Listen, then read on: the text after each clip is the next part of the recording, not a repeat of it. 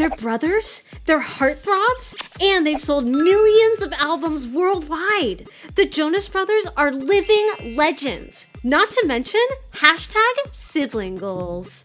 In 2007, teenagers Nick, Joe, and Kevin took the world by storm with their pop rock mega hit, SOS. They became Disney icons, fashion mavens, and movie stars. They've worked together, they've gone solo, and they've even made an epic comeback in 2019 that garnered them a second Grammy nom. But before they were megastars, the Jonas Brothers were just, well, brothers from New Jersey.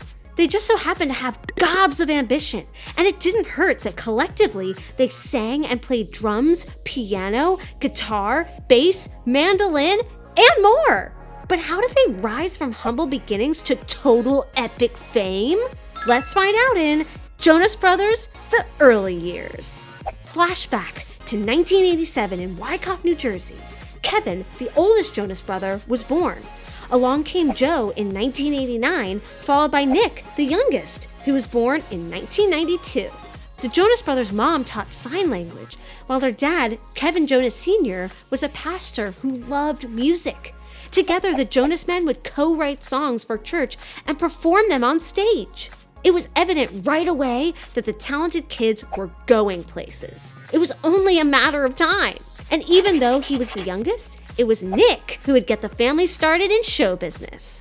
Nick started singing at age 3. By the tender age of 10, he appeared on Broadway 3 times in the shows Scrooge, Beauty and the Beast, and Les Miserables. Joe also had a stint on Broadway, appearing in the show La Boheme in 2002. Man, someone give their agent a raise! Nick released a solo album at age 12, with Joe and Kevin co-writing and singing on some of the songs. In a stroke of genius, Columbia Records signed the boys and suggested that they form a band. And in 2005, that's just what they did.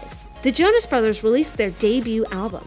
Their song Mandy was a moderate hit on MTV, but unfortunately, it wasn't enough to keep their record company interested.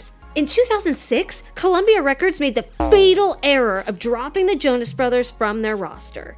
But just a few weeks later, the Jonas Brothers' fate turned around. Enter Disney.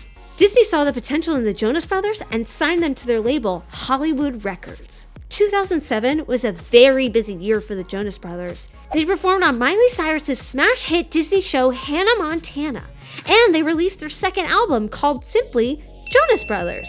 And that's where their catchy hit SOS changed everything. The song, which is perfect for rolling down your car windows and blasting in the summertime, remained on the Billboard charts for 25 weeks.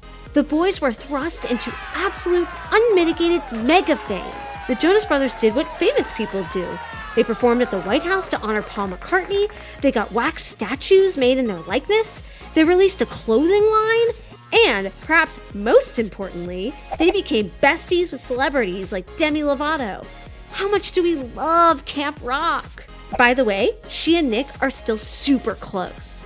Not too shabby for a few teenage boys from New Jersey. The Jonas Brothers soared ever since, whether they performed together or apart, but they never forgot their roots.